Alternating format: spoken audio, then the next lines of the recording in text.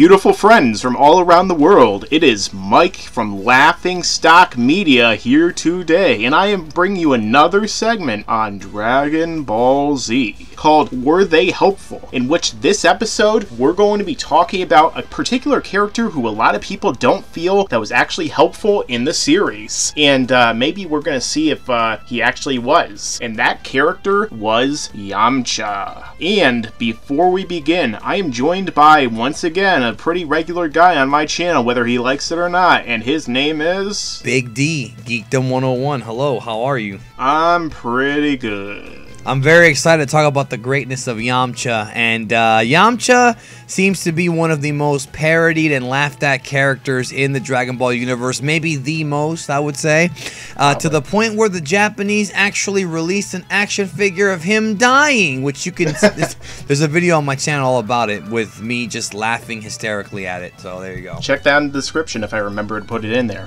But anyway, we're going to be talking about Yamcha and whether or not he was helpful throughout the series, and we're going to delve even into Dragon Ball as opposed to simply Dragon Ball Z, although in Dragon Ball Z we're definitely going to have to go in for a lot of stuff too.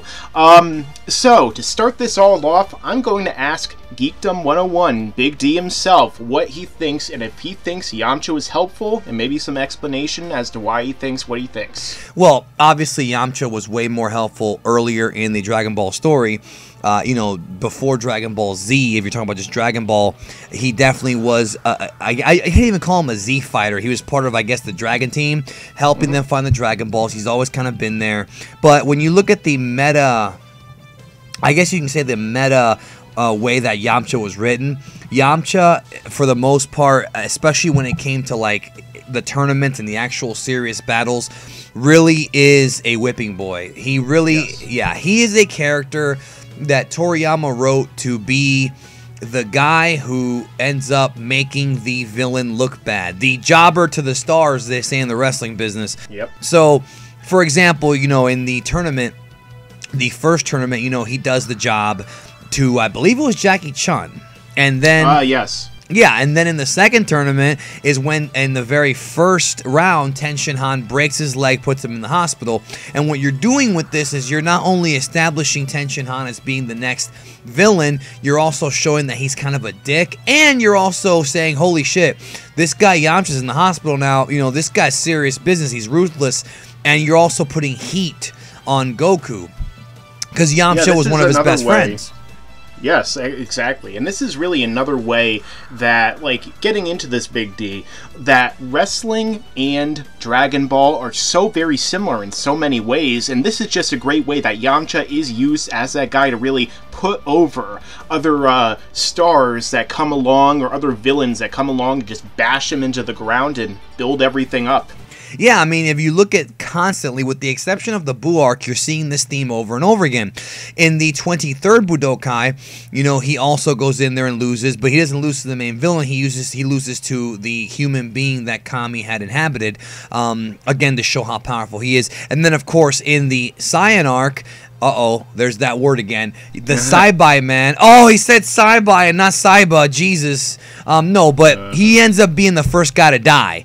And he doesn't even get killed by Vegeta or Nappa. It's one of the Saibamen. It's very bad. And then, of course, in the Android arc, he's the one who gets his hand stabbed through his chest. So it's the constant joke that this guy is just fodder for the villains. But that's not what we're talking about. We're talking about how useful he is. But I guess he's useful for a storytelling perspective, but we're talking about how useful he is in the series. I would say he's significantly less useful than Krillin.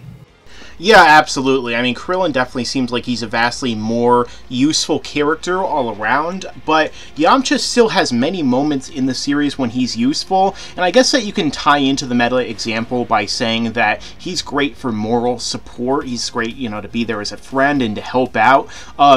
For example, in Dragon Ball, he helped them actually, you know, helping them to get the Dragon Balls, you know, in the first arc. Although in the first arc he had his own means, he wanted to wish away his fear of women and stuff like that, he still was helping Bulma and Goku to gather those balls and fight, you know, Pilaf and his minions.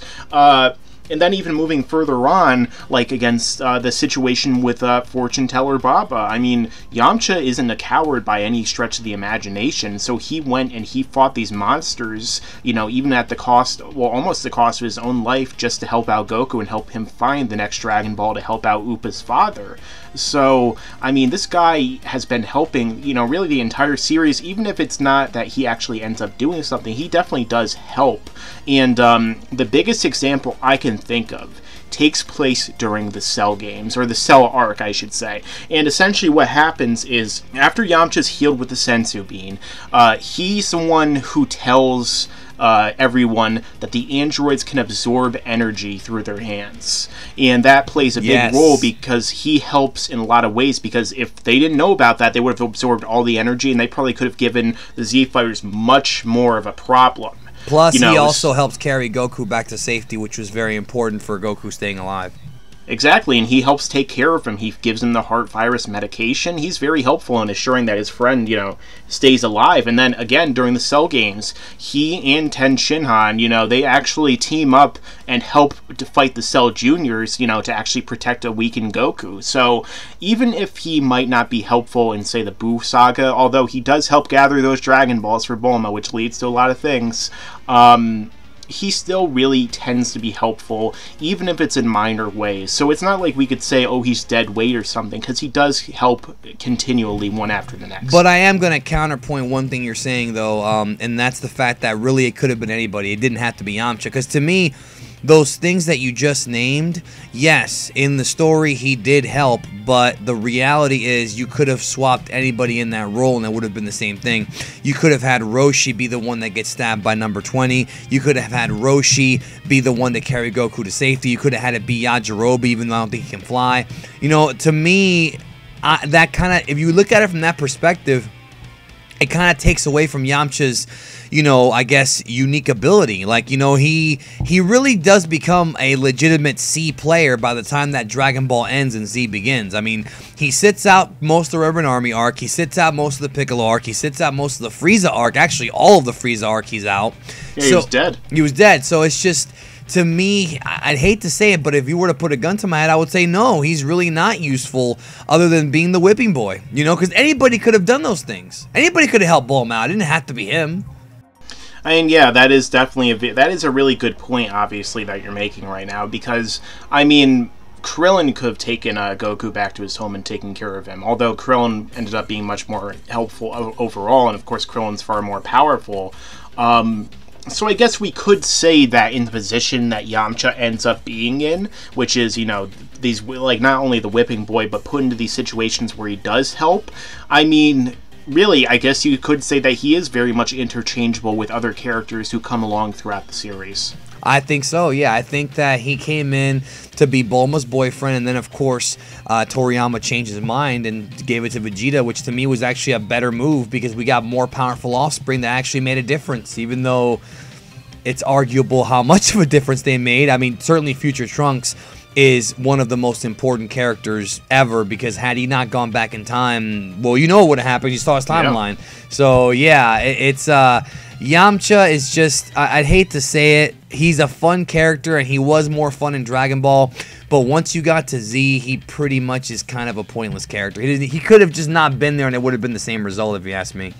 Yes, and that, of course, is a recurring factor that does happen in Dragon Ball Z, as opposed to Dragon Ball, even though in Ball, he actually, even though he is closer to the other ones in terms of power, he always is that whipping boy, he always is that jobber to the stars, but in Z, so many characters end up kind of getting pushed to the wayside, and especially the humans, to the point where, I mean, it's so much more He just retires from fighting, too. I mean, what more could he do at that point? But I mean, hey, at least Yamcha's helping out his baseball team. I'm sure that they're undefeated as a result of having that guy on the team, unless they make some terrible decisions or fix it like Pete Rose. But I wonder if he's on roids.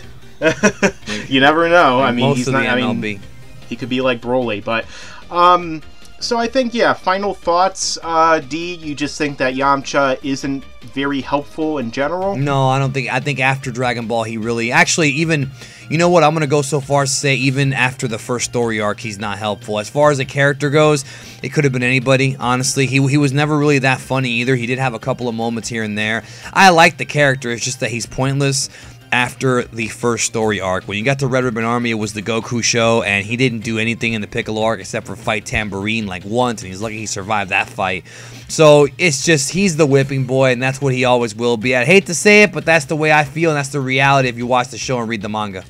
Yeah, I mean, honestly, I came into this feeling like Yamcha is very helpful, and the thing is, he is very helpful, but only insofar as anyone could have done what he had done. So, in the end, I'm going to have to agree with you. I think that overall, aside from that one arc, I mean, even though Yamcha tries, he always kind of fails. So, I guess perhaps in the end, Yamcha ends up being not very helpful. So and he's a womanizer like Super Jaiyan, so... Absolutely. So this has been another segment on Were They Helpful? I'd like to thank Big D for coming along and helping me talk about this particular character. Tell us your own thoughts in the comments section. What you thought of this video, if you think Yamcha's helpful, and if you don't, tell us your biggest Yamcha fails. Also, don't forget to check out Big D's channel, which will be in the description. And as I always say, stick around, because there's a lot more to come in the future. And don't forget to subscribe! Yeah, do it! Do it now!